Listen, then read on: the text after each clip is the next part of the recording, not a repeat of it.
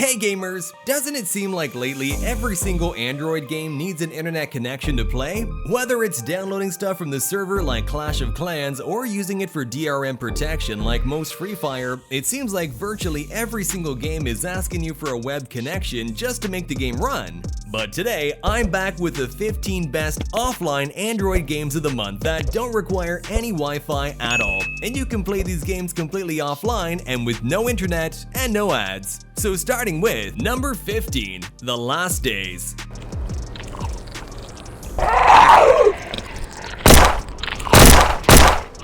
In this third-person shooter game, you step into the role of a young survivor girl who's fighting to survive in a world overrun by zombies. So you gotta handle all the necessities to stay alive, finding food, weapons, and ammunition. You also have to keep an eye out for zombies as you are on your own in this game, and you must protect yourself and your friends from the zombies. Besides that, you can also use your skills to scavenge for weapons and ammo, collect food and water, and defend yourself from hordes of zombies. In my opinion, the gameplay is amazing and I just generally really like the game.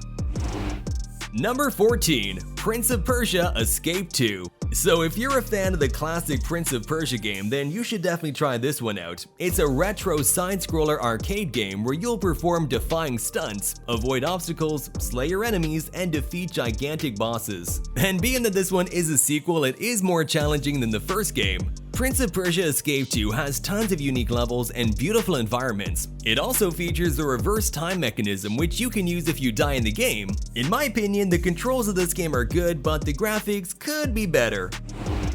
Number 13, Train Racing.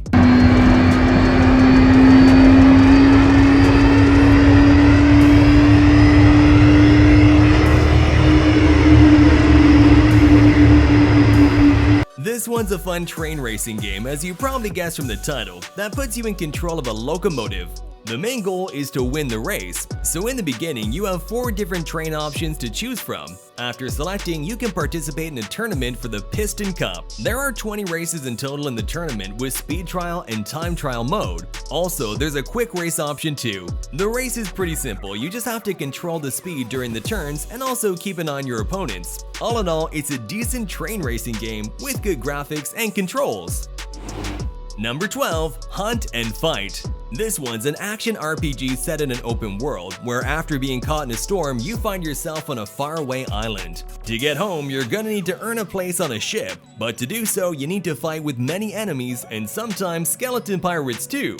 In the vast open world, you also need to gather items and complete tasks given by local people to give you experience and fame. All in all, it's a good game to kill some time. Number 11, Air Battle Mission.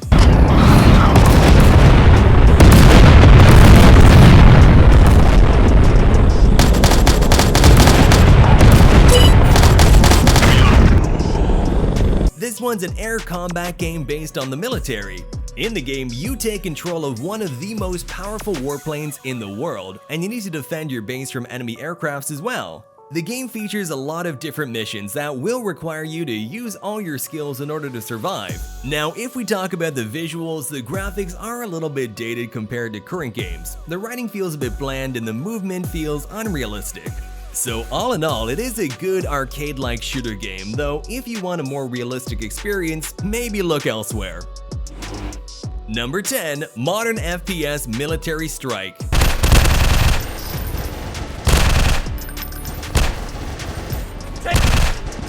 This one's a first-person shooter game with a ton of zombies to shoot and kill. The game is set in a dark setting where the player takes control of a character in a world of zombies and shoots those zombies to complete it. The game features a variety of weapons, including pistols, shotguns, machine guns, and grenades. There's also a variety of zombies that you'll have to encounter, including standard zombies, crawlers, and even a special zombie boss. It also includes another campaign mode where you can fight against a terrorist group in several levels. Overall, it has good graphics and simple controls. Number 9, TerraGenesis Landfall. Operation Landfall will follow in the footsteps of its predecessor as an immersive city building and space survival game that allows players to build a home on Mars, Venus, Mercury, or even the Moon. In this game, you will be tasked with exploring uncharted regions far away from the Earth where you must employ intricate building mechanisms to build a thriving city. Like most builder sims, you'll have to maintain your residents' happiness and health as well.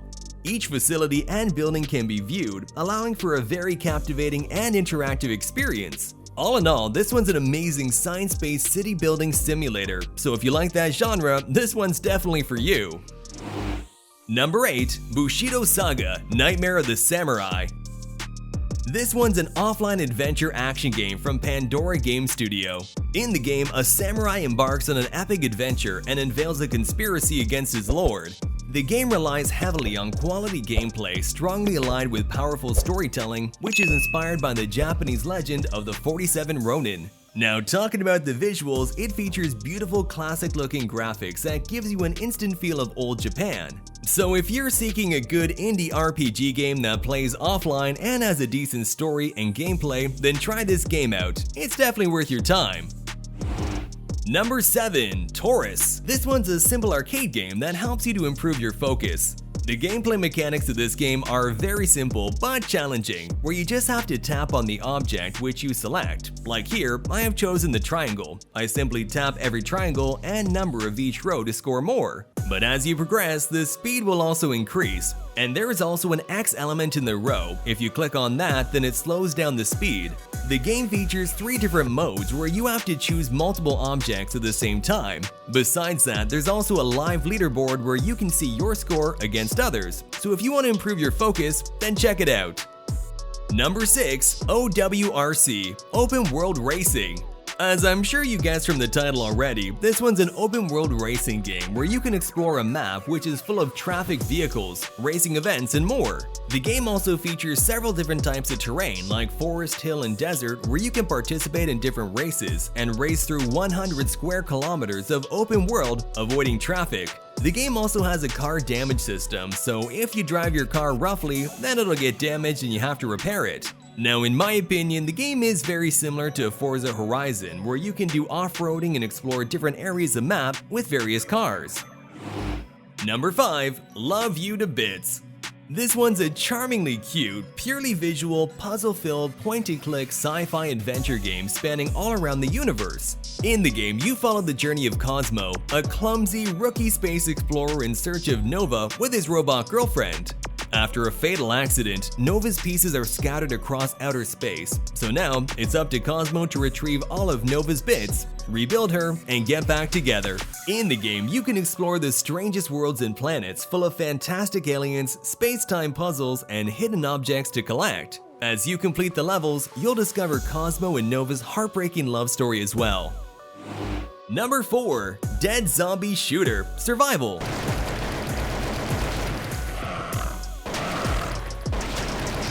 This is a top-down zombie shooter game where you step into the role of a soldier whose team was killed by zombies, and now you're the only one left to fight with the zombies in the dark world. The game offers 3 unique characters to choose from, each with their own fighting style too. The map is rich in interactive elements like cars, oil barrels, and you can use them to help destroy the enemy. Also, each level is worth exploring, so you can find eggs and side missions waiting for you.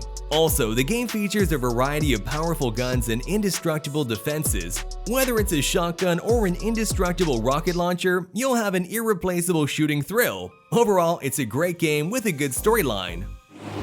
Number 3. Urban Trial Pocke. This one is an amazing brand new indie motorbike physics-based racing game that reminded me of 2 different series fused into one. Tony Hawk in terms of the tricks that you can perform in the title, and Trials in terms of your movement.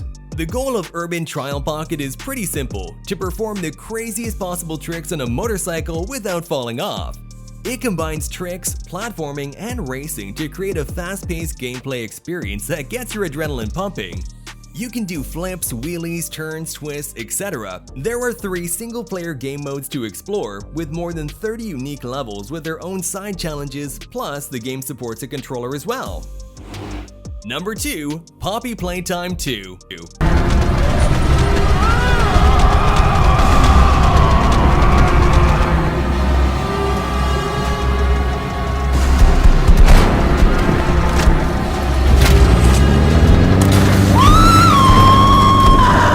It's finally here, guys, and let's just say it was a crazy release leading up to a crazy chapter. So up to the point of Chapter 2, Poppy Playtime had seemingly already solidified themselves as competitors to games like Bendy and the Ink Machine. When you first start the game, you're not exactly picking up where you left off in Chapter 1, and upon re-exploring the dollhouse-esque building, you find the door that was previously locked is now actually able to be opened. And upon entering this room, there are a few teases and such in terms of war and secrets. All in all, if you like horror action-style games, then this one's for you.